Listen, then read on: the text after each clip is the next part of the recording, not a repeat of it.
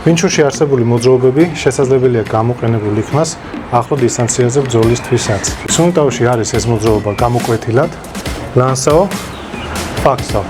ამ მოძრაობებს აუხსნით, მაგალითად, ჩვეულებრივი მოვლენაა, როცა მოწინააღმდეგე გვიჭერს ხელს. ვინჩურის ამოცანა არ არის ის, რომ ხელი გადაიყვანოს დაჭერით ტექნიკას.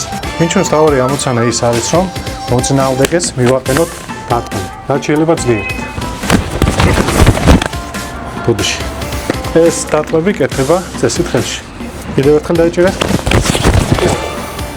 ლანსაოს ვიყენებთ როგორც ხელების კონტროლს, მეორე ლანსაოს ვიყენებ უკვე როგორც ტანის კონტროლს, რომ მოწინააღმდეგეს არ შეეძლოს გაქცევა. შეეცადე წახვიდე. ხელის კონტროლი, ტანის კონტროლი და მესამე უკვე დაჭერა. მოწინააღმდეგესთან შევდივარ და ვაკეთებ მის კონტროლს.